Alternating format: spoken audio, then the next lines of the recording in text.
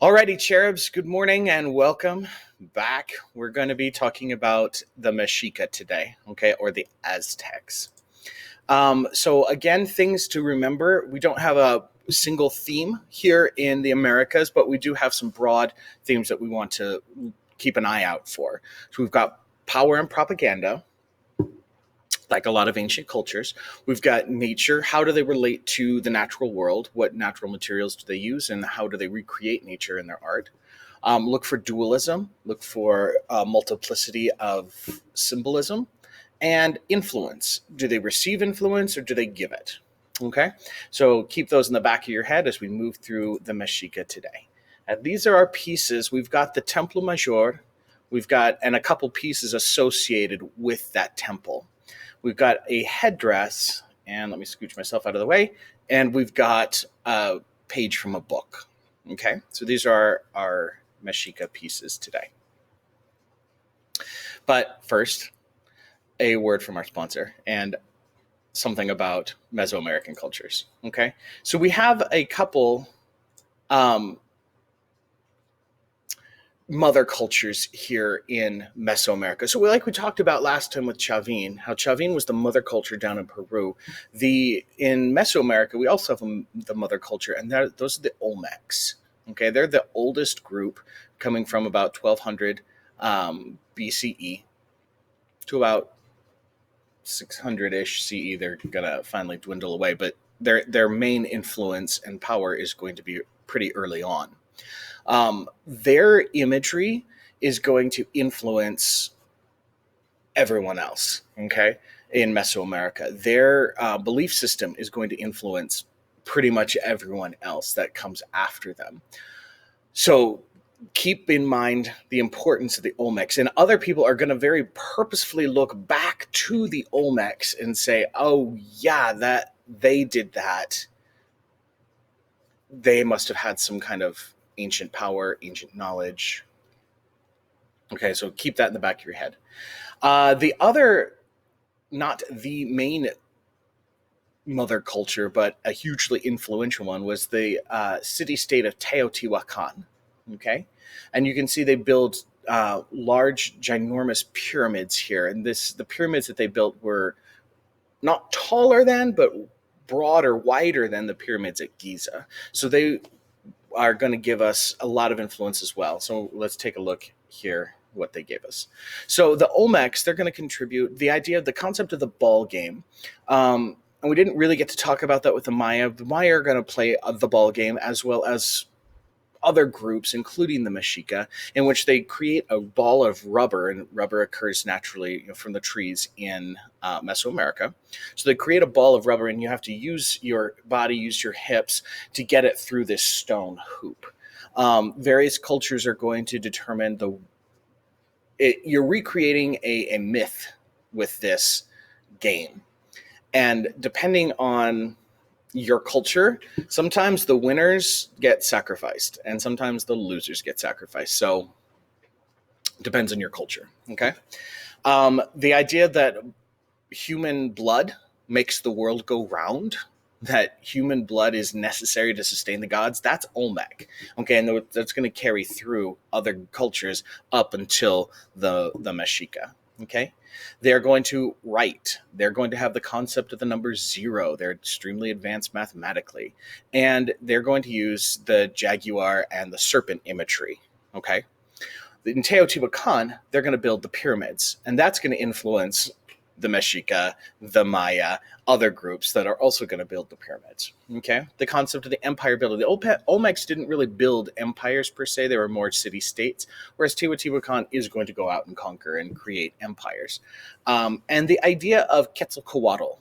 Okay, Quetzalcoatl is hugely important for everyone in Mesoamerica. Okay, and if you watch the clip here that's going to be coming up, talking about Quetzalcoatl, he's the feathered serpent. So and they're never going to agree on his origin story. He just is referenced later as, oh yeah, and Quetzalcoatl appeared. Okay, the feathered serpent. So he's important because he represents the god that can transcend realms. Sometimes he is benevolent, sometimes he is malevolent. It kind of depends again on your culture. All right, but his idea comes the idea of Quetzalcoatl, the feathered serpent, as a deity comes to us from Teotihuacan. Okay, so why do you keep saying Mexica, Mr. Eberly? Why I thought they were the Aztecs. Yes. Okay. Basically, what's going on here is that the name in academia is considered more correct to be Mexica currently, as opposed to Aztec. So that's what we're going to go with. And that's how AP identifies them as Mexica. So that's what we're going to go with because that's what's, again, being more considered correct in academia. So you can still refer to them in your papers as Aztec. It's fine. But I'm going to be referring to them as the Mexica. Okay. If you want some more information, go ahead and click this QR code in the presentation, and it'll jump you to an article that'll explain more. Okay. So the gods of the Mexica, Quetzalcoatl, not super important for you to watch Quetzalcoatl. Just know that he's there, the feathered serpent. But if you want a more in-depth discussion about him, links in the description below. But I do want you to watch Huitzilopochtli, okay? He is very specifically Mexica, okay? Whereas Quetzalcoatl is kind of ubiquitous and everyone in Mesoamerica worships the feathered serpent. Huitzilopochtli is the state god for the Mexica. And he becomes important because they codify his origin story. He's born of the earth. Okay, the earth goddess is going to give birth. I'll just tell the story real quick, but she tells it better. Watch the video. It's a lot of fun. The earth goddess gives birth to 400 plus other gods, including, and the main one is her daughter, Coyolxauhqui. And Coyolxauhqui is going to be the moon. They find that their mother is pregnant again by a ball of hummingbird feathers.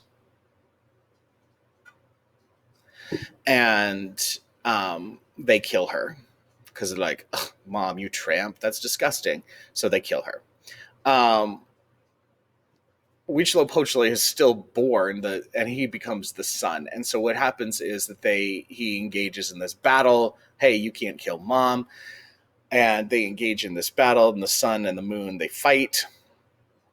The sun, Huitzilopochtli, wins and banishes all the other, chops off, decapitates, dismembers the moon, throws her down the mountain, and then, defeats the other gods.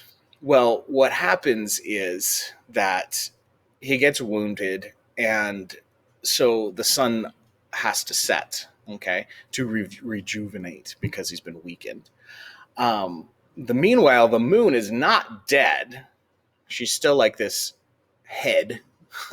And the other gods are not completely gone. And so what's happening is they are chasing the sun. And so he's got to eat human blood to sustain himself so that he doesn't get caught by the moon and the other gods.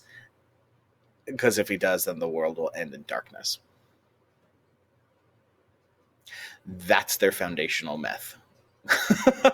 So it's pretty brutal. It's really, really brutal. And again, watch the clip because she tells it better than I did just now, but that's kind of the nuts and the bolts of it. Okay.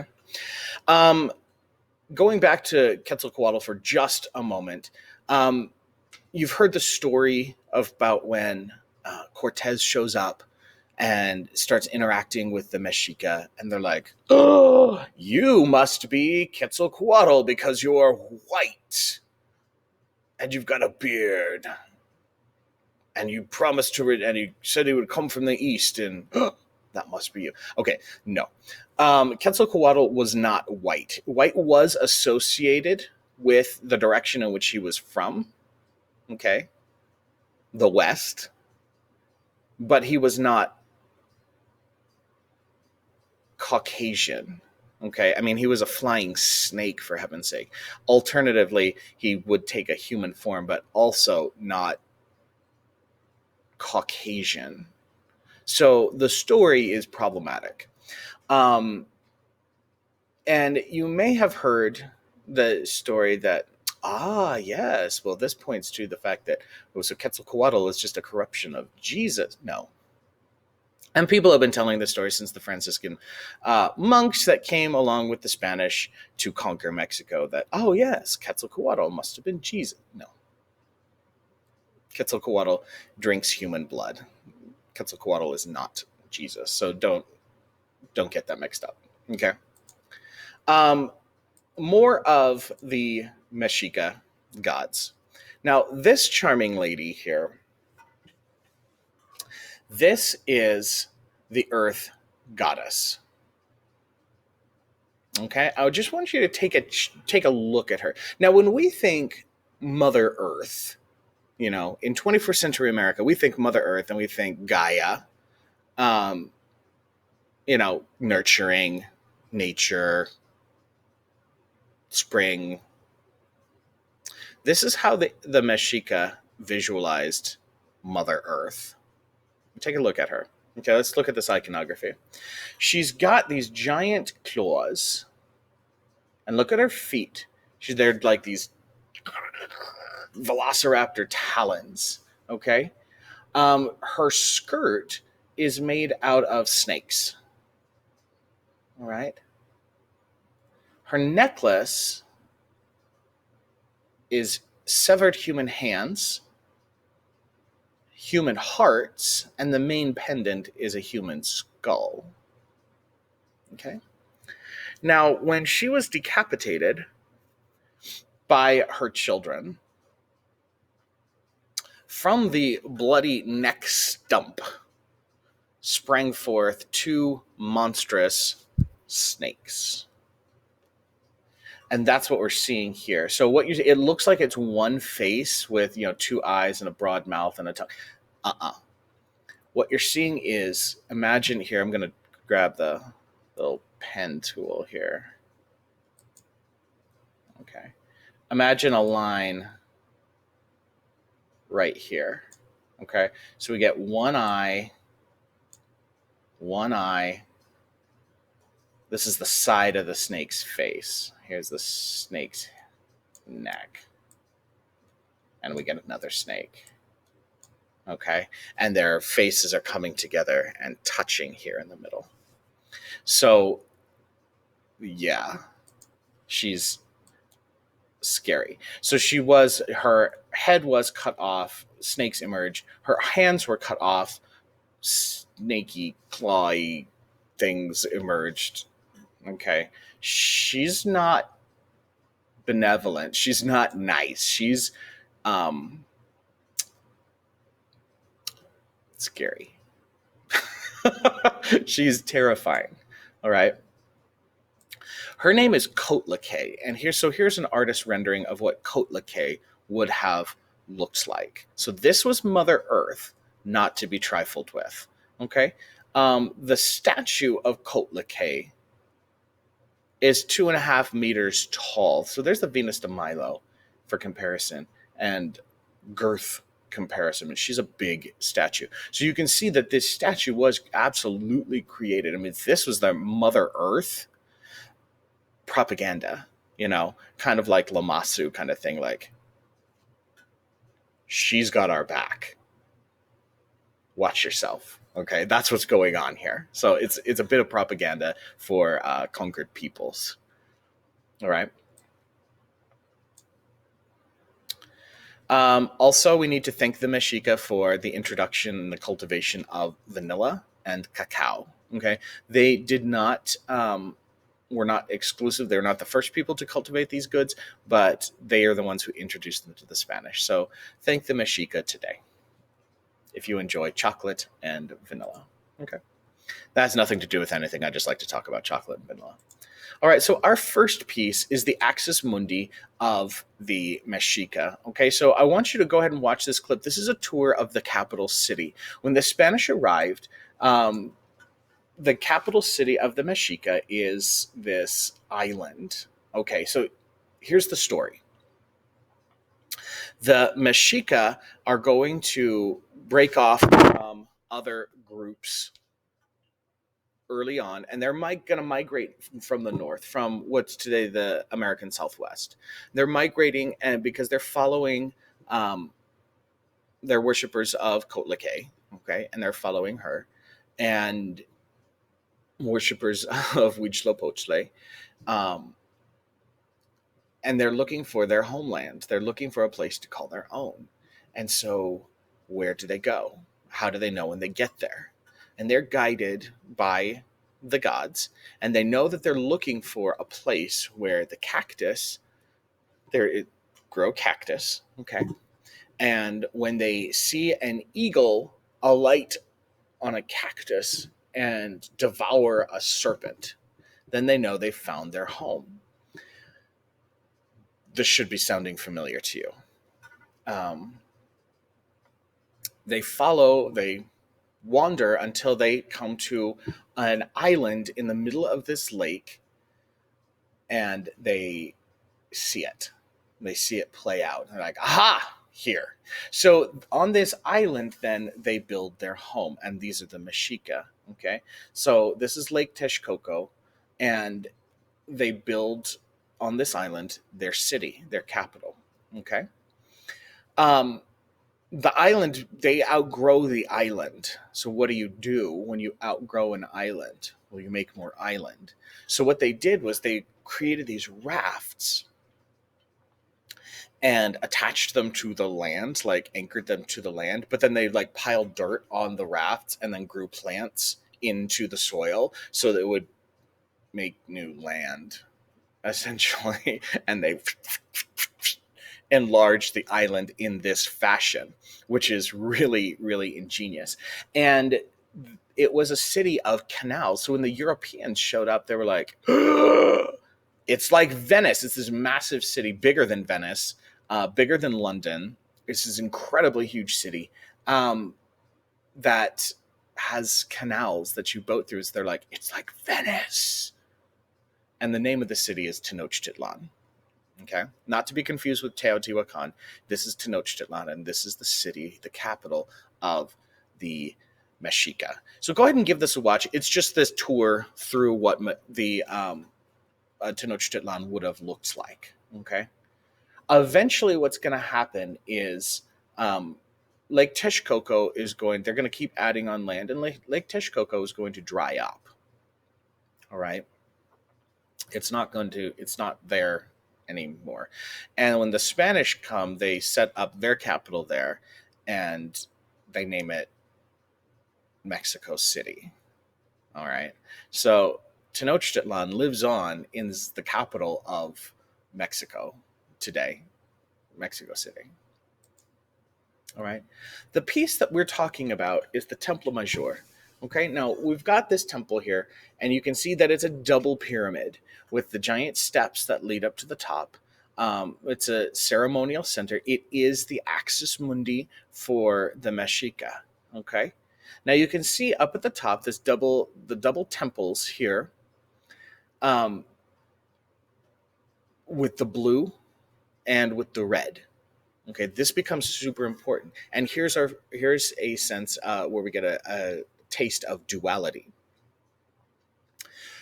The Mexica are worshippers of the sun. So we have over here on the right the temple dedicated to Huitzilopochtli.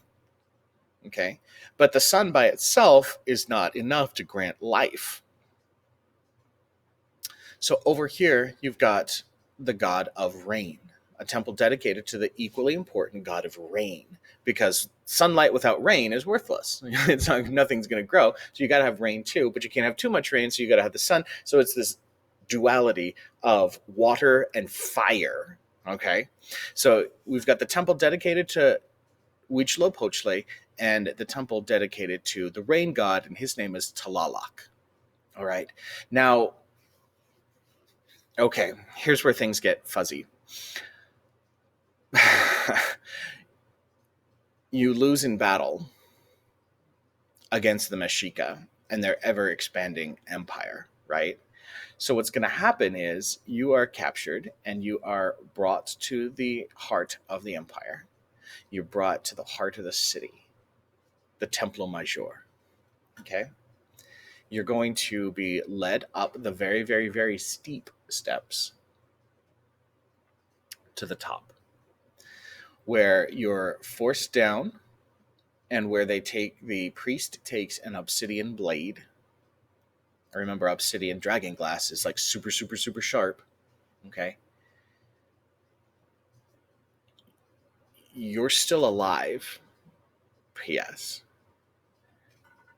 They slice you open, pull out your still beating heart, drain your blood, and then throw you down the steps. And you're going to land on this stone eventually. As your broken and battered and still twitching body winds up at the bottom, crushed on this stone, this sculpture down here. Okay? So what's happening is that the hearts, the blood is offered to Huitzilopochtli to keep the sun moving through the sky. And you're recreating the myth of Huitzilopochtli. You become Coyolxauhqui. When Huitzilopochtli defeats his sister, the moon, he throws her down the mountain, and her body becomes broken and discombobulated, and she lands at the bottom. That's exactly what happens to you as your heart is ripped out and you are thrown down the mountain. Boom, boom, boom, and you land on a stone, which is right here, that we're going to see here in a second. It's a sculpture of Coyolxauhqui. Okay, it's a sculpture of Coyolxauhqui. Now, if you think that Huitzilopochtli is brutal, then surely Tlaloc, the rain, must be like benevolent, merciful. No. Huitzilopochtli is a warrior. Okay, the son's a warrior, and so he eats warrior blood. Tlaloc eats babies. So yeah, there's that. The Templo Mayor was built up through the years. It was brutal. I told you this is brutal stuff. Okay, it was built. See, Tlaloc, Huitzilopochtli. It was built up through the years. Okay, and the picture that you've got in your book, I believe, is this one, in which you can see the interior. So it was built, and then it was successive leaders built another shell onto it to make it bigger. And the inside was stuffed with debris, but also there was buried within it goods like offerings. Like, I'm not going to say time capsule because they had no plans of ever reopening it, but like good luck charms and offerings to the gods. Okay, it's like special things were buried with the debris to help fill in the empty space. So through the years, the temple got bigger and bigger and bigger and bigger till when the Spanish arrived, they were like, "Oh, this is huge." Yeah.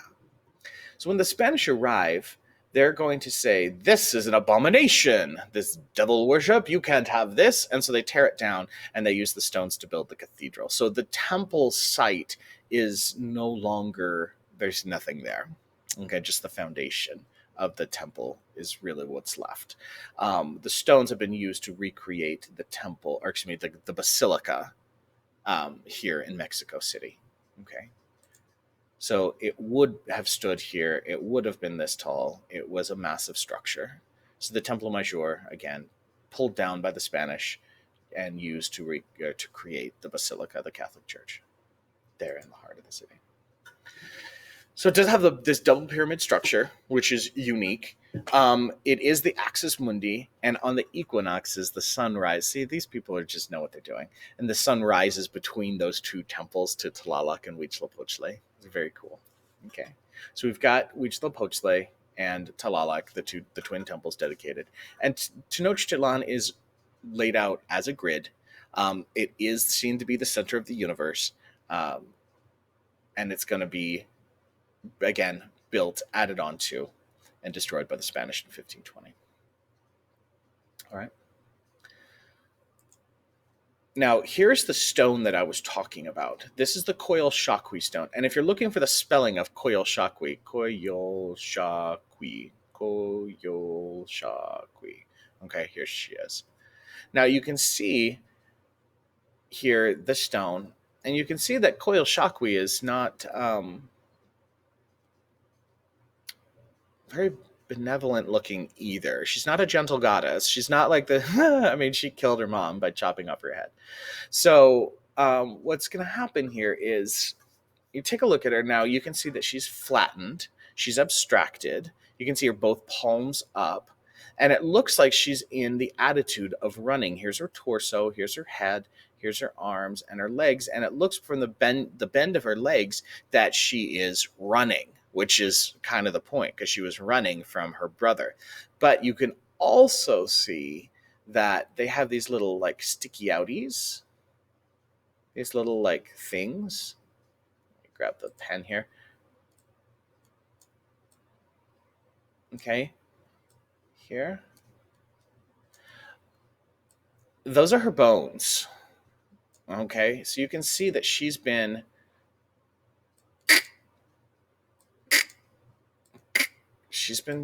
dismembered. Okay, her head chopped off. That's why it's at this weird angle. Her neck, she doesn't have this weird giraffe neck. No, it's just not attached anymore. And her belt is also a double snake that holds on this like skull. Okay, her kneecaps are like human monster faces, as are her heel, the sandals that she's wearing. She's not benevolent. Coyolxauhqui means she of the golden bells, but she's the moon goddess. This is the stone that was at the bottom of the Templo Mayor.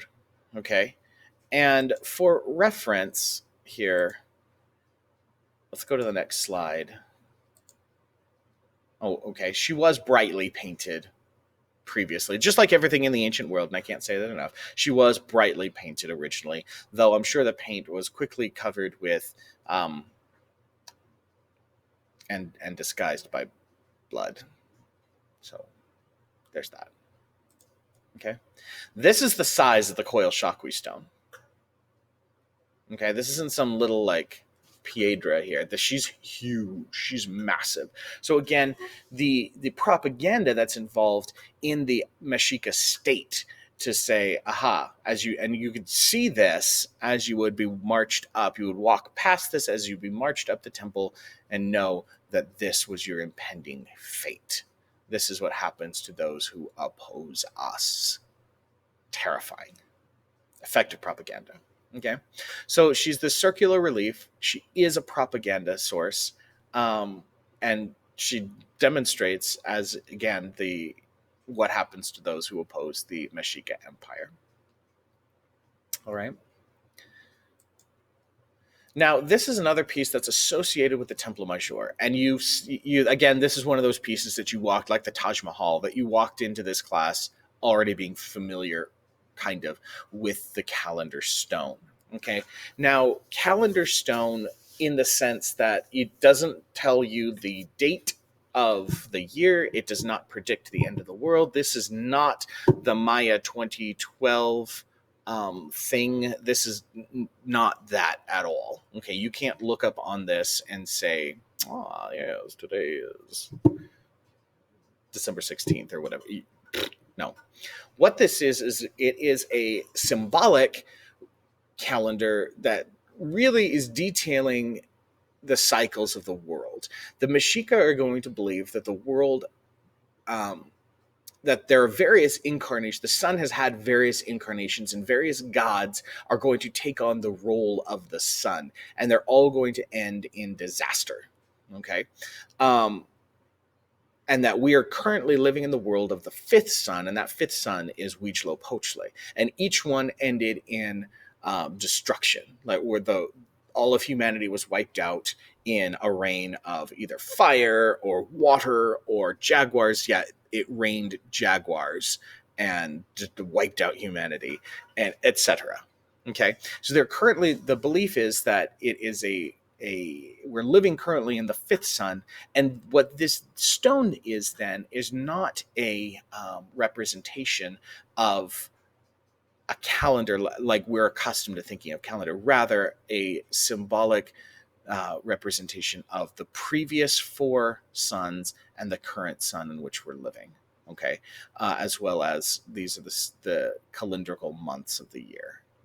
Okay, does that make sense? So it's not a calendar like we think of it, but you can see that it clearly, very clearly represents it's about the sun from the sun rays that are around it. We've got the snake imagery going around the sides. Now in the center here, we've got the sun god. Okay, and in his hands, which are dragons, these monstrous faces, um, in those hands are human hearts that are being squeezed, and the tongue of the sun is this he's sticking it out, and it's this obsidian blade. So all the better to dismember you with. Okay.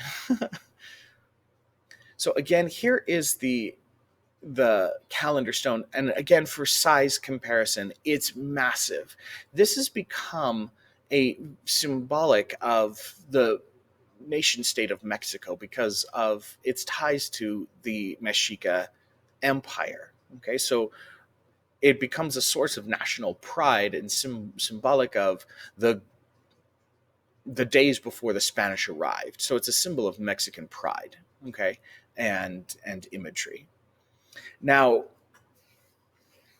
again, once brightly painted, but we don't know. What we don't know is, was it held because it was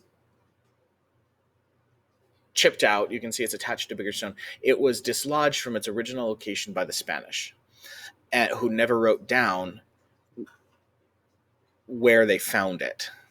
Okay, so we don't know if this was on a wall or if this was like in the floor, like Coyolxauhqui, if it was um, like an altar stone, like a sacrifice. We don't know where this was or what its original function, other than symbolic calendar. We don't know because it's been displaced from its original location with no documentation. So we don't know what it originally was for.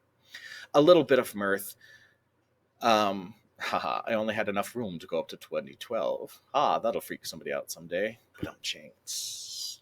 You guys may not even remember when 2012 was like, oh no, the Mayans predicted the end of the world. Well, clearly the Maya are not the Mexica. They're not the same groups. And these are two totally different calendars, but this somehow became the symbol of that. It emerged in popular culture and became that. It's not the same thing, okay? Um, you see the similar, the pessimist view, the world will end on December 21st, because that's what it was predicted. 2012, and 2012 is the 100th anniversary of the Oreo cookie. You see the similarity is between the two. Okay, so again, the calendar stone is not the same thing as the Mayan long count calendar. They're not even remotely the same culture or thing. Okay, so you can see though that it was brightly painted. You can see some of the imagery a little bit better on here. Okay, so you can see the hearts being squeezed and the obsidian blade tongue, and awesome. Okay. If you want to know more about the I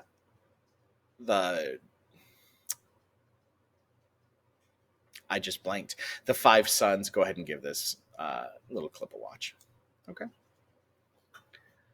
So there we go. So it represents the cosmic world. It represents the cosmic universe. Again, the axis mundi, the center of the universe. Okay.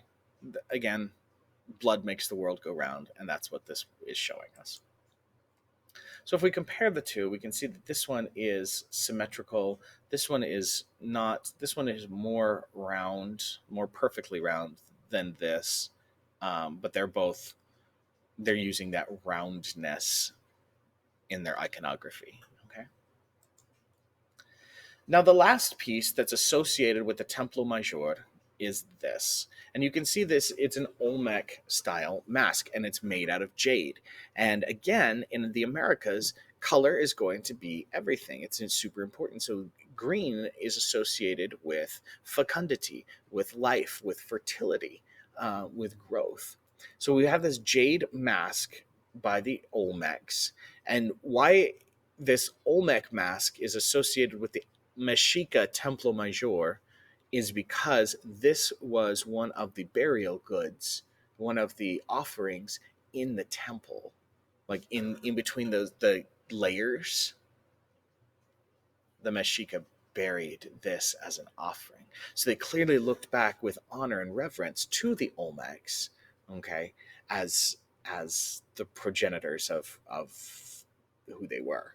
Okay, you can tell that it's Olmec because of the narrow eyes, the broad nose, and these the thick lips. They always have this very similar look. Okay, and very often the Olmecs don't really show us teeth, but rather kind of gums. All right, you can tell that there was something attached, another piece attached at some point originally to the top, whether there were feathers or a gold crown, we're not sure. Okay, but there was this more to it than just what we're seeing here. All right. Compare other Olmec imagery. All right. So you can see again, and the Olmecs are gonna like use the imagery of the baby, and they're gonna create this thing that's called a were jaguar, where it's just like this half human, half jaguar thing, like in the middle of transforming, like from human to jaguar. It's kind of funny. So it's this were jaguar, but then there are also these babies, this baby face that gets associated with the Olmecs. So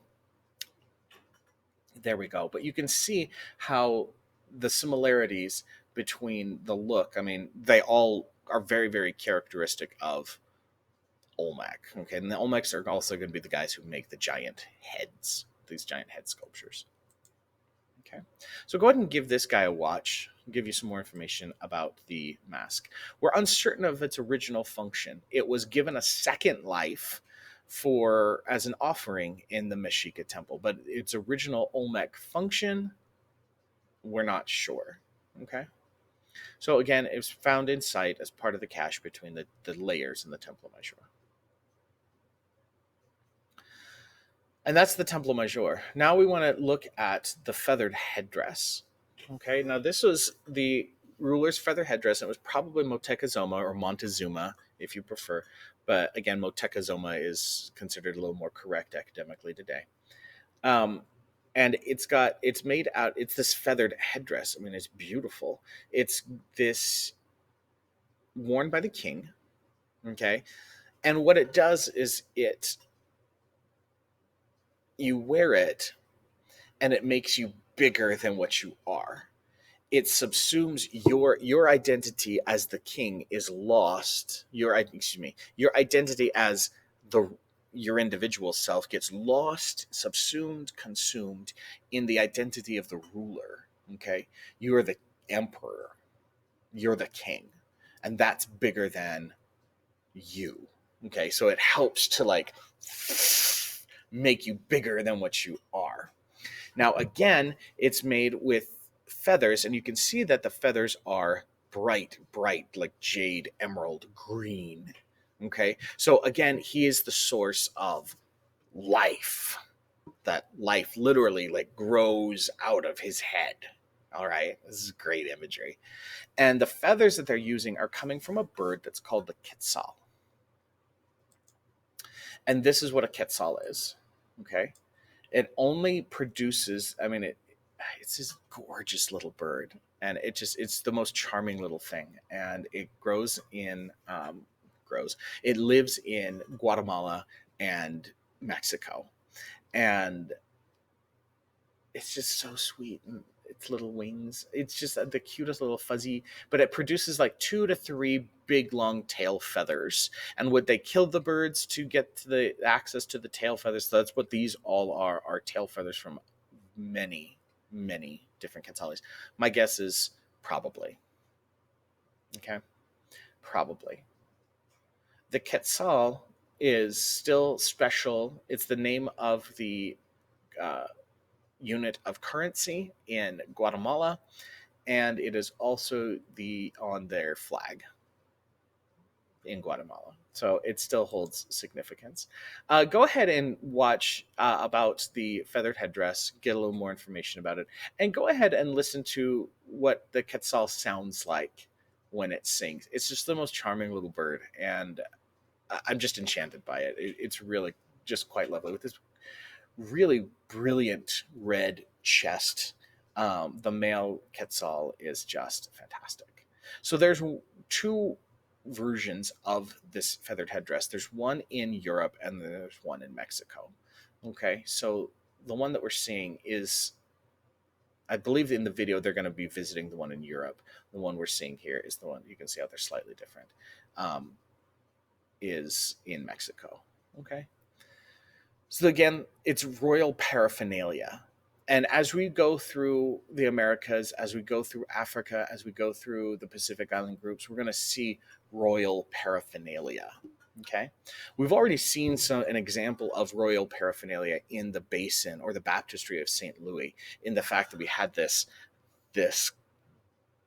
bowl that they would use, the kings of France would use to baptize their children. So we've already seen an example of kind of royal paraphernalia before. Here is another piece belonging to that category.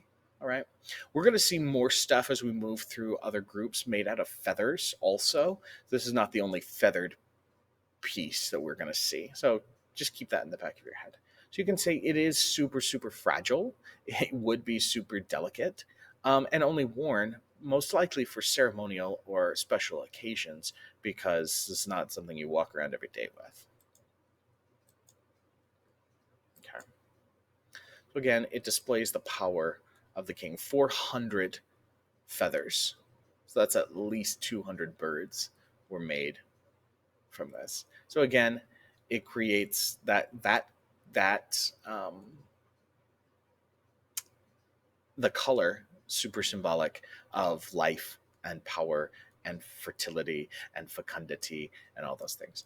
And the 400 for the Mexica is going to symbolize eternity. So again, super symbolic piece. Now, the interactions with the Spanish, and this is our last piece. And because your book is first edition here, when I was putting it together, sorry, I didn't, for some reason, put it with the Mexica. I put it just kind of with the other Spanish colonial pieces. So it's kind of at the end of the book. So we're going to have to hunt for it. So I apologize. Now, we know that the Mexica, when they're the ones that interact with the Spanish, and to dire consequences for the indigenous peoples of the New World. Bad things going to happen. Okay, the Spanish are going to come and strip the indigenous people of their identity, as well as of their natural resources, as well as their lives. Go ahead and give this little clip a watch. It's going to show what the Spanish brought and what they took. Yeah. And one of the things that we know that the Spaniards brought, one of the things that was super deadly, was the idea of smallpox. And smallpox to us it's like the disease that we've eradicated. Successfully. The one. In all of human history, we've beaten one disease completely. And it's smallpox. And thank goodness, smallpox is an animal disease. But it was, that's only like 20th century, So just, even at the beginning of the 20th century, it was still a big problem. It's still a thing. Smallpox is super, super deadly, okay?